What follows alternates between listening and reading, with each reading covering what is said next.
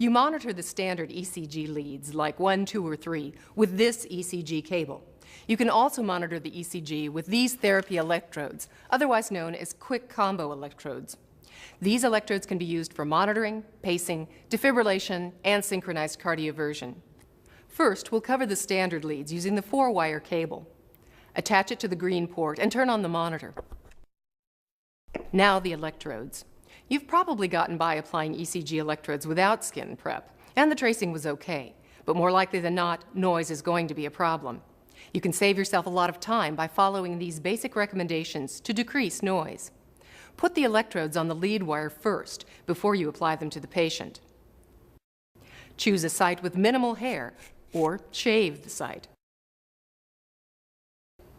Scrape the skin like this with the electrode backing to remove dead skin cells.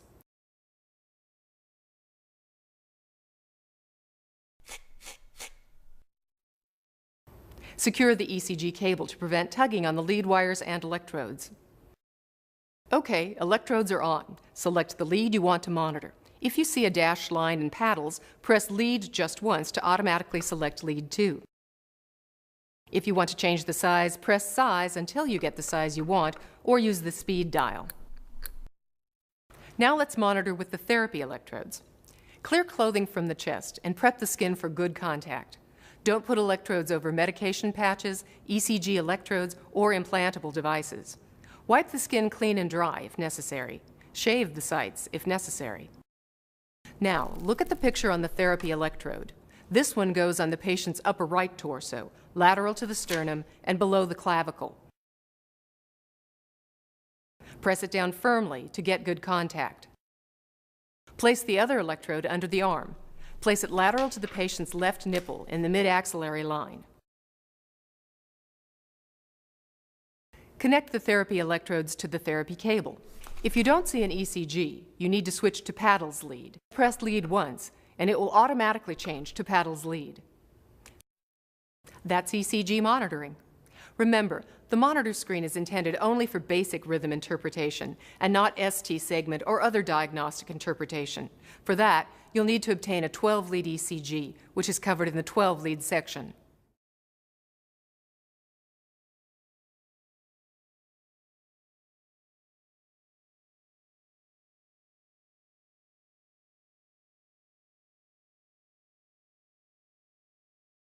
STEMI management is a priority in patient care, and the 12-lead ECG is necessary for diagnosis. To obtain an accurate 12-lead ECG, proper electrode placement is crucial.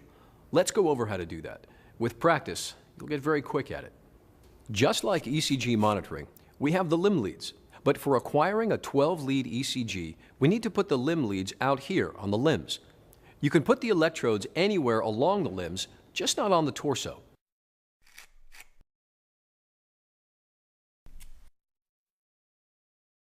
Okay, we have the limb leads on. Let's do the precordial leads. Now, we're going to position these leads around the patient's heart, here. We recommend finding the right spots like this. Start with your finger at the notch in the top of the sternum. Move it down until you feel a little elevation. That's the angle of Louis, where the manubrium joins the body of the sternum.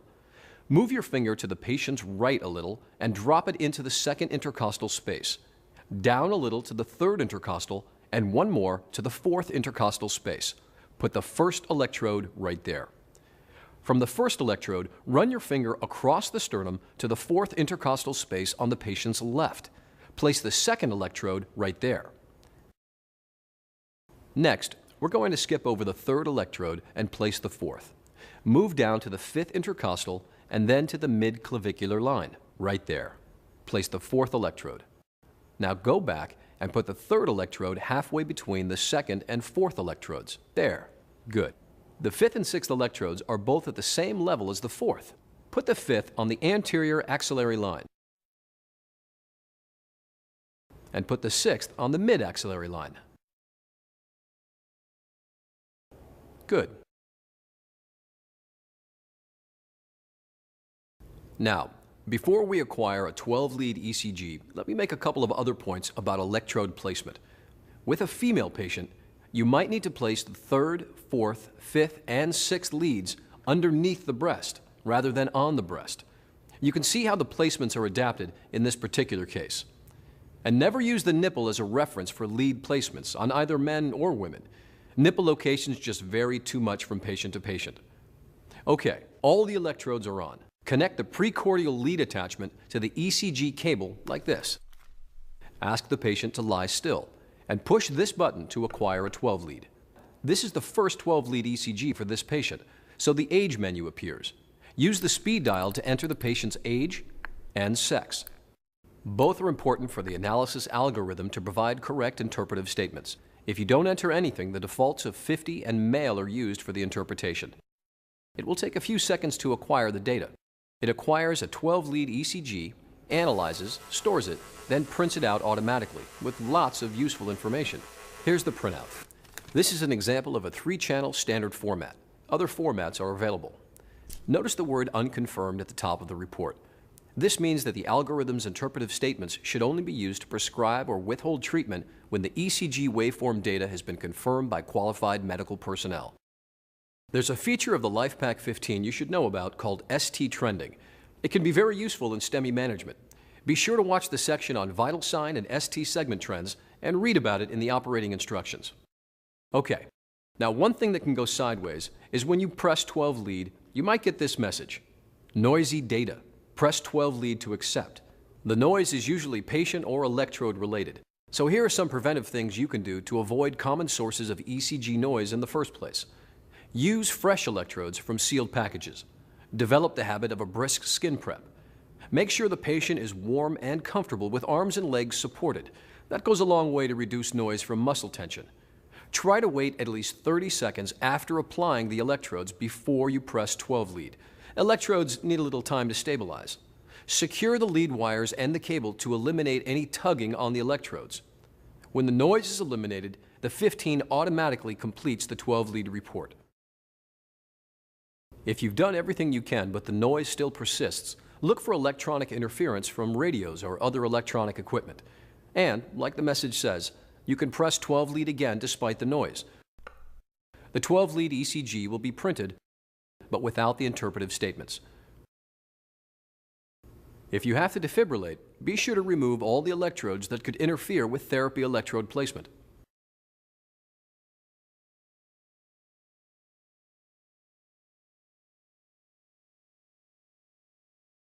Oxygen saturation, carboxyhemoglobin, and methemoglobin monitoring are known as SpO2, SpCO, and SpMet.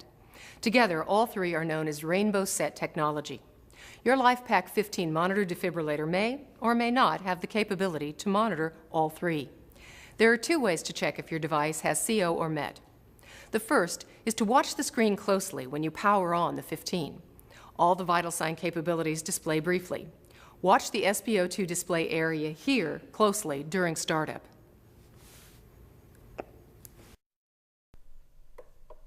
There. This 15 can do all three. If it were only capable of SpO2, you would have seen only SpO2 during that flash. The other way to check is to highlight the SpO2 area and click it. You'll see what you have available here. If you want to monitor SpO2, CO, and MET, you have to use a Rainbow sensor. If your sensor is only capable of monitoring SpO2, you won't be able to monitor CO and MET. But in this case, both our monitor and our sensor are capable of all three. So, the monitor's on, connect the Rainbow sensor here firmly. Now the Rainbow sensor looks like a standard SpO2 sensor, but to accurately measure SpCO and SpMet, proper sensor placement is much more important.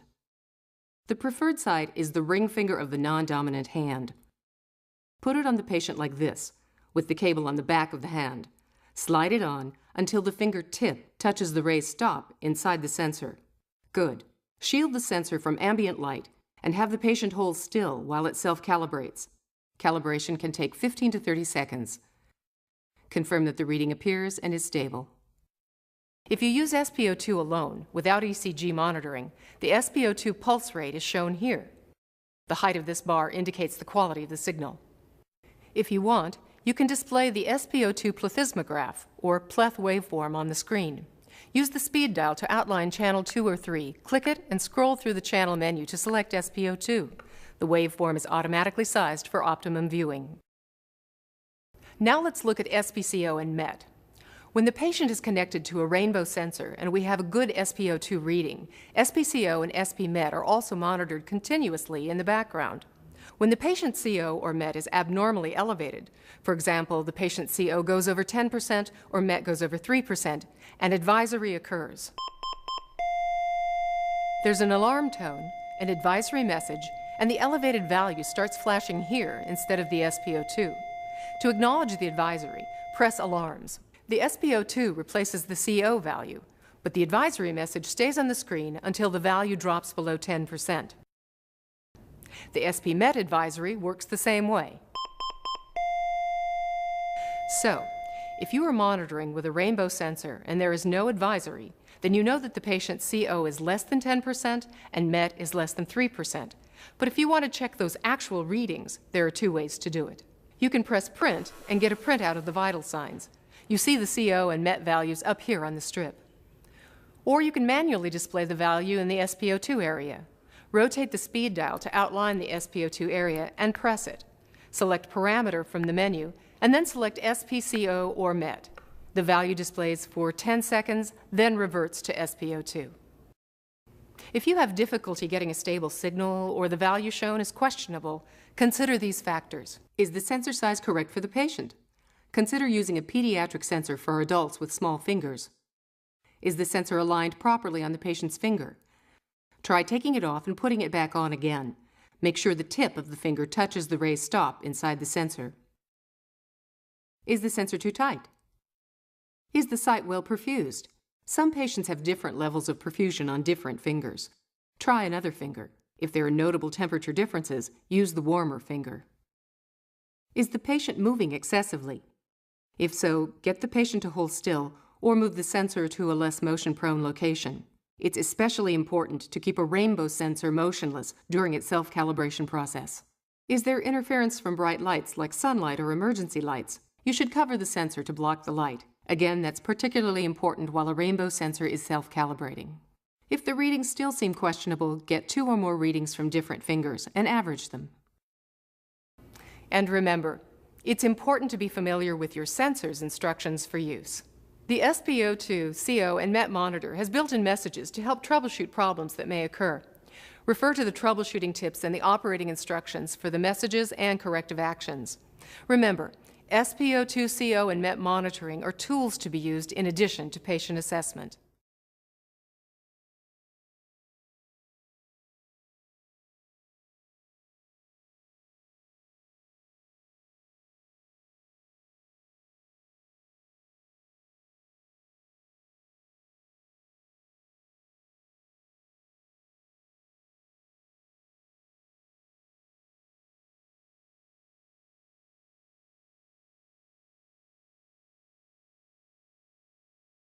So, let's take a blood pressure, or NIBP, with the LifePak 15 monitor defibrillator. Select the proper sized cuff for your patient. Put it on the arm nice and snug. The exact position of the cuff is not important because the cuff does not have a bladder. It inflates completely around the extremity. But don't put the cuff on the same arm as an IV infusion because it could affect the IV flow. Also, NIBP will affect SpO2 readings.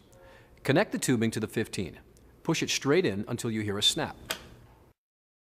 The default inflation pressure is 160 millimeters of mercury, but if you have a pediatric patient or you suspect your patient's blood pressure is higher than 160, you may need to change the default inflation pressure. To change it, use the speed dial to select NIBP. Select Initial Pressure, then select the pressure you want. Okay, keep your patient's arm in a supported position, relaxed, and at about the same level as their heart. Tell them they'll feel a big squeeze and remind them not to move their arm during the measurement. Now press NIBP, and the 15 automatically inflates the cuff. It usually takes about 40 seconds to complete the measurement. Here's where the systolic, diastolic, and mean arterial pressures are displayed. If ECG or SpO2 is not active, then the 15 will show you the pulse rate from the NIBP here. So now you know how to take an initial BP. What if you need a recurring BP on your patient? Here's how to do it. Select the NIBP area. This time, select interval and choose how many minutes you want between measurements. We'll choose 5. Select Start or press NIBP, and the LifePak 15 will take a pressure at 5-minute intervals. Here are some important considerations. Patient motion can prolong the measurement process and may cause discomfort. Be sure the patient's arm is relaxed and that the cuff is not bumping against other objects. Patient arrhythmias can prolong the NIBP measurement time. If the monitor is unable to obtain a reading in 120 seconds, then it automatically deflates the cuff. If the cuff fails to deflate for any reason, or if it causes the patient undue discomfort, disconnect it from the tubing or remove the cuff from the patient. If you find it routinely takes a long time to inflate the cuff, there may be an air leak in the system. Check the cuff and the connections. There are messages built into the NIBP monitor to help troubleshoot problems. Refer to the troubleshooting tips in the operating instructions for the messages and corrective actions. Remember, NIBP is a tool to be used in addition to patient assessment.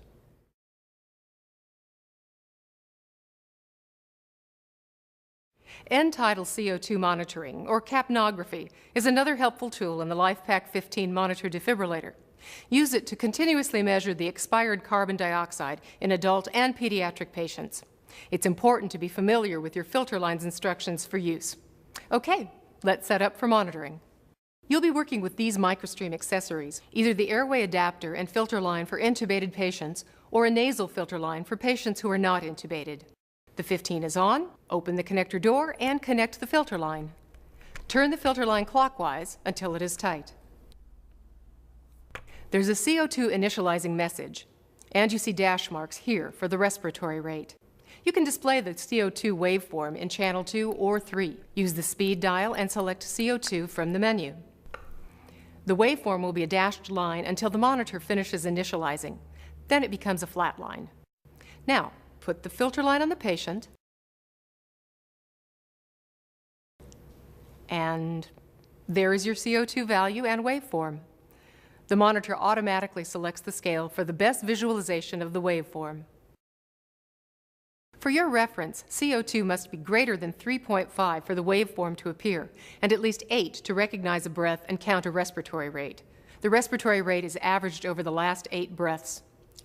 The end-tidal CO2 monitor has a built-in apnea alarm. Once a valid breath has been detected, the apnea alarm triggers if the monitor hasn't detected a breath for 30 seconds.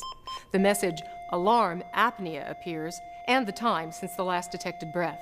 You can temporarily silence the alarm tone by pressing Alarms.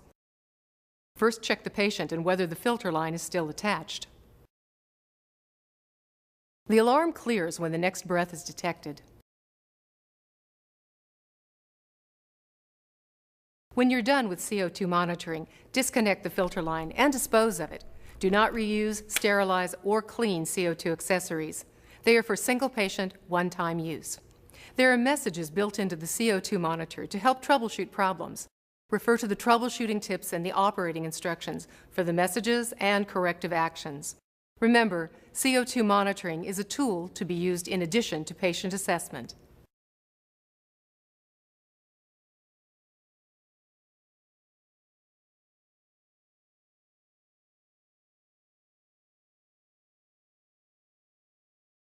Invasive pressure, or IP monitoring, can monitor arterial, venous, and other physiological pressures. The LifePak 15 monitor defibrillator can monitor 2 invasive pressures simultaneously. Okay, let's set up the 15 for invasive pressure monitoring. The first thing you'll need to do is set up your transducer system according to your local protocol. Make sure you're already familiar with the instructions for use of your transducer and infusion set. Position the transducer at the phlebostatic axis.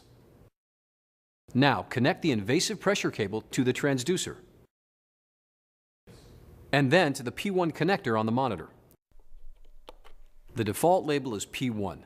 To select a different label, outline and select the P1 vital sign area. Select Label, and choose the label you want. To see the waveform, use the speed dial to select channel 2 or 3, select the waveform, and the label you want for the waveform. The next thing we need to do is zero the transducer. Open the stopcock to air and select 0 from the menu. When the zeroing is complete, the message P10 appears. Now close the stopcock. The patient's waveform should be displayed, and a scale is automatically selected to display the pressure. There are messages built into the IP monitor to help troubleshoot problems. Refer to the troubleshooting tips in the operating instructions for the messages and corrective actions. Remember, IP monitoring is a tool to be used in addition to patient assessment. Special training is required to use IP monitoring.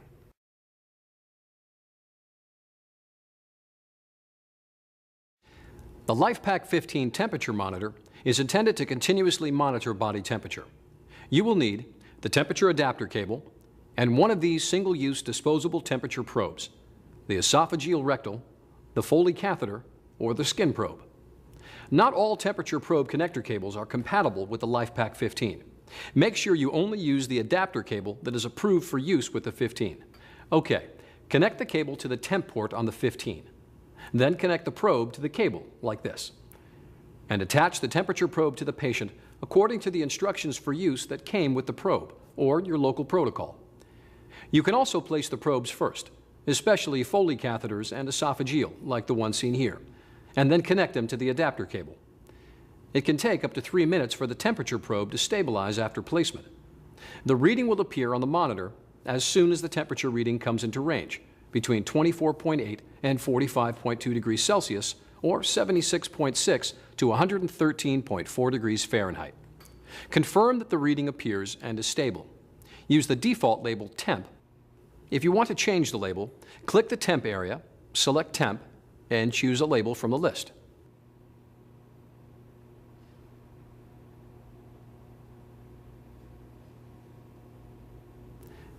Now for some troubleshooting items. If you see the message Check Sensor and the temperature value is blank, like this, then look at the probe and cable. Check that the probe is positioned properly, that the probe and cable are connected properly, and if necessary, replace any damaged probe or cable. If Check Sensor appears but a value is still displayed, probably the probe is dislodged and the value has gone below 31 Celsius, 87.8 Fahrenheit, or above 41 Celsius, 105.8 Fahrenheit. The LifePak 15 temperature monitor runs an accuracy check at startup and at intervals during operation. If you see 3 X's instead of a temperature reading, then the accuracy check has failed in some way. Either the temperature calibration failed or the module has failed. Turn the 15 off and on again. If that doesn't help, you'll need to contact qualified service personnel. And finally, if you've allowed 3 minutes for the probe to reach equilibrium, but there is still no temperature reading, make sure the probe is positioned properly. Check the connections between probe, cable, and device. Make sure you're using an approved probe and cable. If none of these are the problem, then contact qualified service personnel. That's it for temperature monitoring. When you're done, discard the single-use disposable probe as contaminated medical waste, clean the cable with a germicidal solution on a clean, soft cloth, and let the cable dry before you connect it to the monitor again.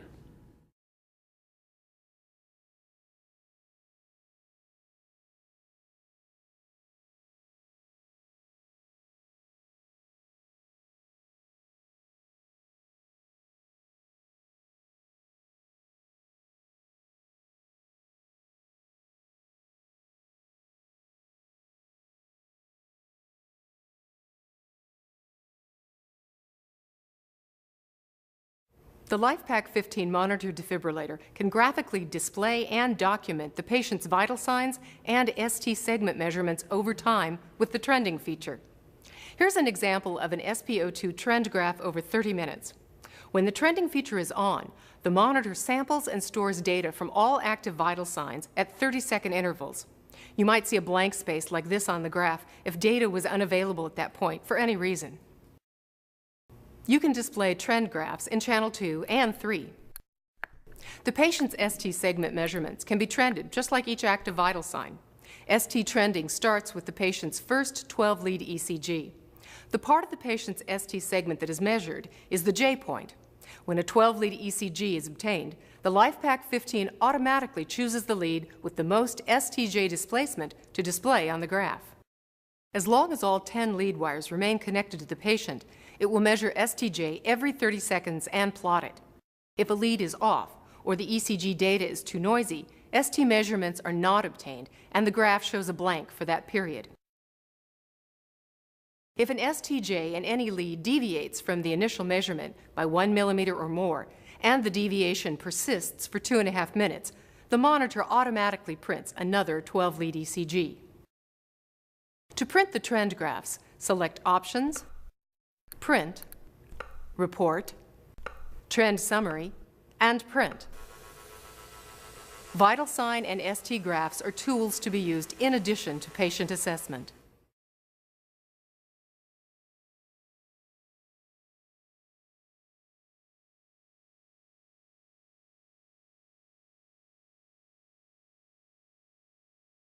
When the LifePak 15 monitor defibrillator is set up to power on in AED mode, it follows a predetermined protocol.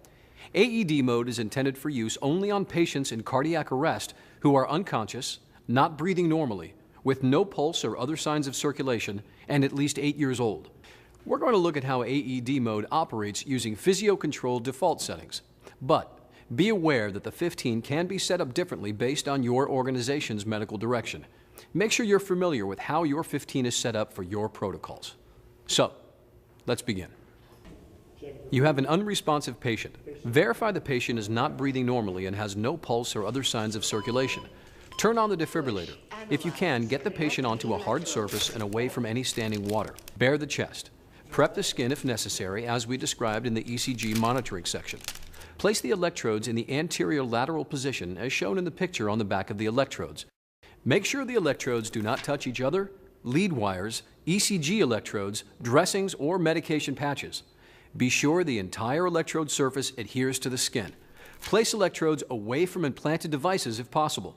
Use fresh electrodes if you have to reapply them. Push Analyze. This message appears and stays up until you push the Analyze button. No one should move the patient during analysis, so stop CPR and make sure everyone is clear of the patient. Then push the Analyze button. Analyzing now. Stand clear. Shock advised.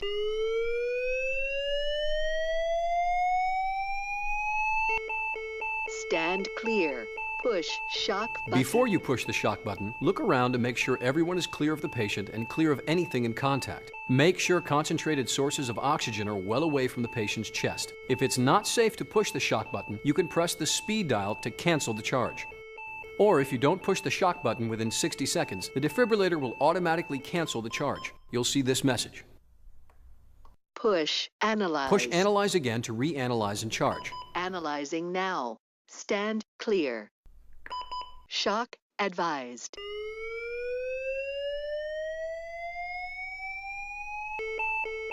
Okay, all clear? Now push the shock button. The defibrillator delivers the shock and gives you this message. Start CPR. The CPR metronome helps you time compressions. There's a message down here to show you the compression to ventilation ratio for the metronome. When it's time for ventilations, the metronome prompts you. 3, 2, 1. Ventilate. Ventilate. If you want to silence the metronome, press CPR.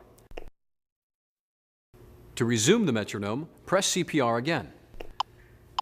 At the end of CPR time, the AED prompts for another analysis. Push Analyze. And the whole sequence repeats.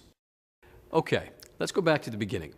You've determined the patient is in cardiac arrest. You followed the screen prompts and pushed Analyze. Analyzing now. Stand clear. But the AED does not find a shockable rhythm. You get this message. No shock advised. Then it goes straight into CPR time with the metronome and ventilation prompts. At the end of CPR time, Push Analyze. it tells you to push Analyze, and the cycle repeats as necessary. When advanced users arrive, manual mode may be accessed according to how your 15 is set up. It's important that you're familiar with how to access manual mode in your device. Now, here are a couple of situations that might come up while you're using AED mode. For example, you get the motion detected message. Motion detected. Stop motion. This message might come up while the AED is trying to analyze the patient's heart rhythm, but some kind of motion is interfering with the signal. You should figure out what's causing the motion. Is the patient breathing? Is there transport motion? Is someone touching the patient? CPR, agonal breathing. Remember, do not analyze the patient's rhythm during transport. Motion artifact may affect the ECG signal, resulting in an inappropriate shock or no shock advised decision. If the motion is something you can stop, stop it. One other possibility is that there is some kind of electrical or radio interference. Look for anything that might be a source of that kind of interference, like radios or cell phones, and move it away. If the interference is not something you can stop, like agonal breathing, just wait. The AED will finish the analysis and give a decision, even in the presence of motion. Analyzing now. Stand clear. Shock advised. Now, if you have everything connected, but you get this message, Connect electrodes. there may be too much patient hair preventing good contact. Remember to shave excessive hair before applying the electrodes. Or maybe something is wrong with your therapy cable. Check your therapy cable daily using the test load provided with your defibrillator. If you have everything connected and you get this message, connect cable, it's likely that something is wrong with the therapy cable. So again, check your therapy cable daily.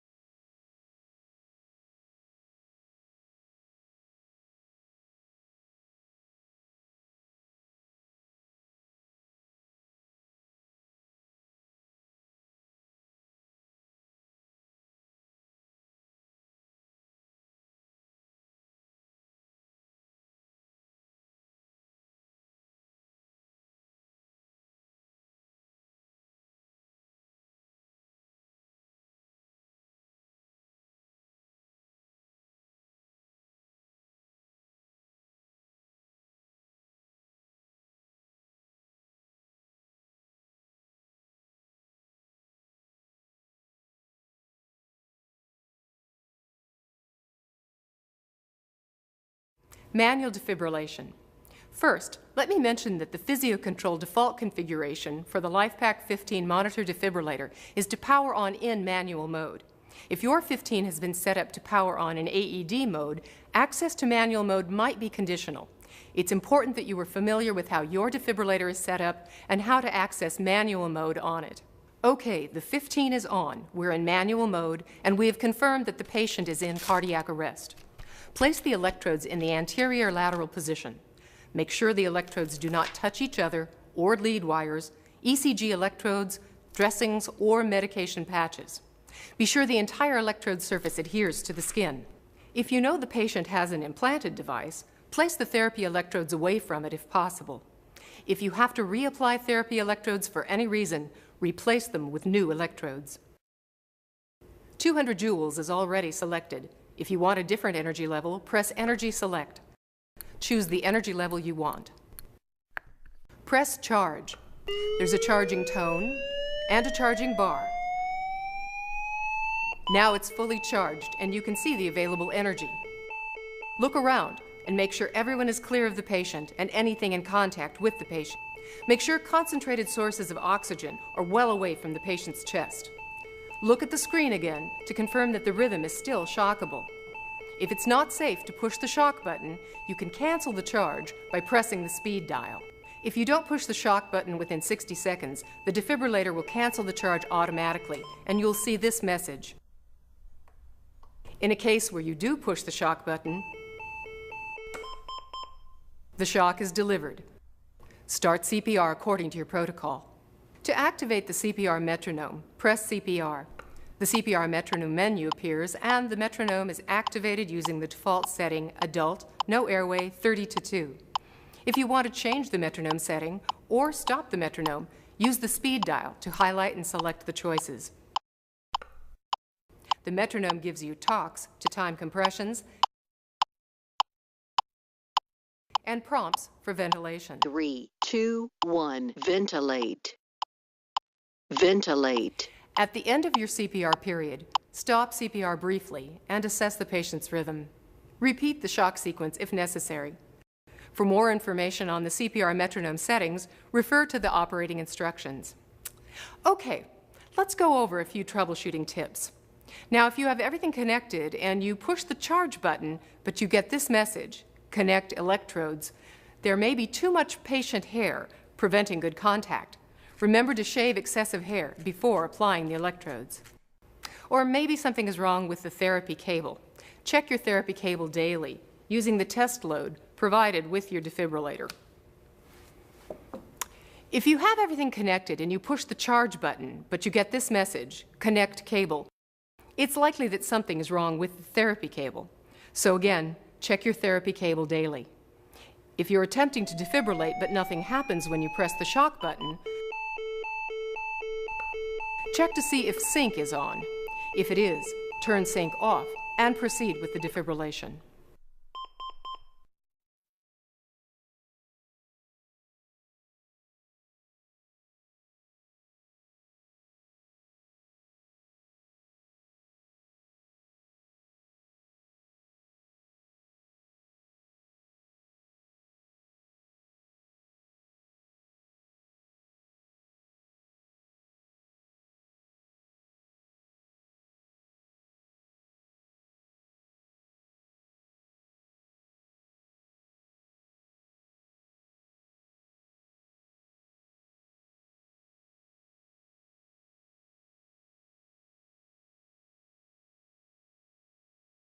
Let's go through the steps to perform a synchronized cardioversion.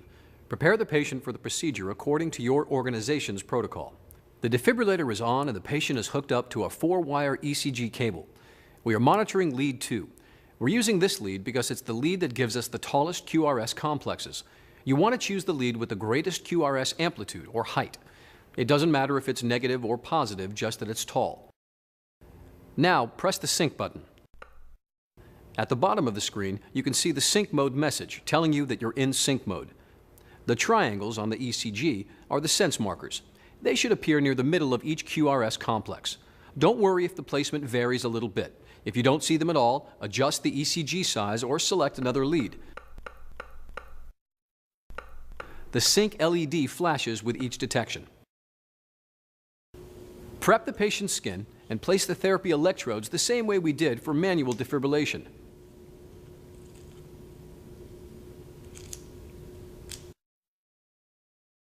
Now press Energy Select and select the energy according to your medical protocol. We'll select 100 joules. OK, now press Charge. Now it's fully charged, and here you can see the energy available. If you need to, you can cancel the charge. Before you shock, look around. Make sure everyone is clear of the patient and clear of anything in contact with the patient. Make sure concentrated sources of oxygen are well away from the patient's chest. Look back at the screen and confirm that the sense markers are still sensing appropriately. Good. Now press and hold the shock button until it shocks the patient. That slight delay before the shock was delivered was because the defibrillator discharged on the next sensed QRS. Wait until you see the screen message Energy Delivered before you release the shock button. After the shock, assess the patient and the ECG rhythm. The physio-control default for the LifePak 15 is to return to asynchronous mode after a shock is delivered, but your organization might have changed this default setup. Make sure you're familiar with how your 15 is set up for sync mode in your organization. If the arrhythmia persists and you want to shock again, press sync again. Confirm sense marker placement on the ECG, increase energy according to your protocol, and repeat the charging and discharging sequence. And that's sync cardioversion. Okay, let's go over a few troubleshooting tips. Now, if you have everything connected but you get this message, connect electrodes, there may be too much patient hair preventing good contact. Remember to shave excessive hair before applying electrodes. Or maybe something is wrong with the therapy cable. Check your therapy cable daily using the test load provided with your defibrillator. If you have everything connected and you get this message, connect cable, it's likely that something is wrong with the therapy cable. So again, check your therapy cable daily. If you have a patient in ventricular fibrillation and you're attempting to defibrillate but nothing happens when you press the shock button, check to see if sync is on. If it is, turn sync off and proceed with the defibrillation. For various reasons, some patients' ECG leads are of low amplitude and difficult to sense appropriately. If this is happening, cycle through each ECG lead until you find the lead with the largest QRS and then increase the ECG size if you need to.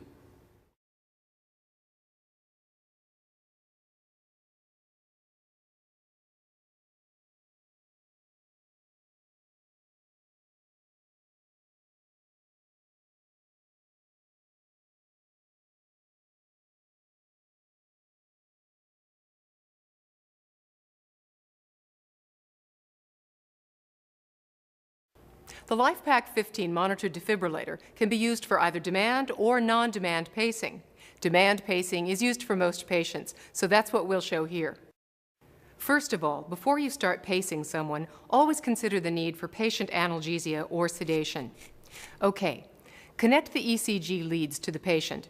You need to do this for demand pacing, so the pacemaker can see the patient's own beats and deliver pacing pulses only when needed.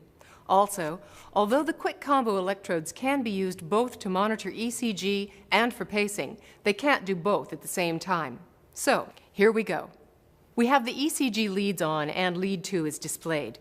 Now we'll place the therapy electrodes. We'll use anterior-posterior here. You can use either the anterior lateral or anterior posterior position. Prep the skin as we showed you in the ECG monitoring section. Place this electrode with the heart over the left precordium, just below the nipple. It's important to put the electrode with the heart here rather than on the back, because if the electrodes are reversed, it might require a higher current to achieve capture. Place the other electrode on the patient's back in the infrascapular area, like this. Be careful to keep adequate separation between the ECG electrodes and the therapy electrodes to minimize artifact on the ECG. Press pacer. You should see sense markers on each QRS, like these. If you don't see sense markers or they're on the T-wave, adjust the ECG size or select another lead until you do see sense markers. Now, press rate. Press the up or down arrows to get the rate you need. Press the current up arrow repeatedly to increase the pacing current. Now you can see these pace markers, indicating that pacing current is being delivered. You should notice the patient beginning to twitch. Increase the current until you see electrical capture.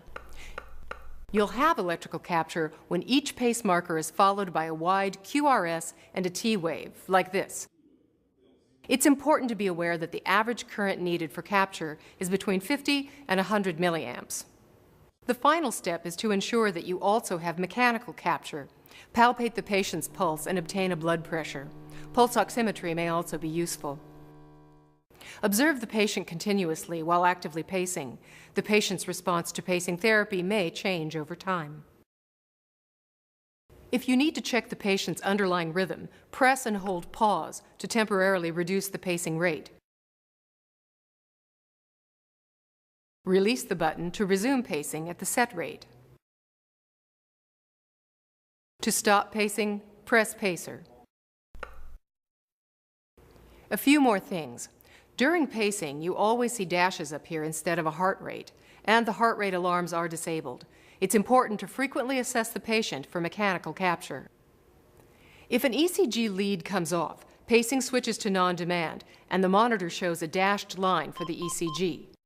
This means the pacemaker paces 100% at the set rate, regardless of the patient's underlying rhythm. To re-establish demand pacing, reattach the ECG electrode. If you're increasing the current, but the patient is not twitching, check the patient's heart rate. Remember that the pacing rate needs to be set higher than the patient's own rate for pacing current to be delivered. If you're pacing and the patient needs to be defibrillated, press charge. Pacing stops automatically. Proceed with defibrillation as described in the manual defibrillation section. And that's it for pacing.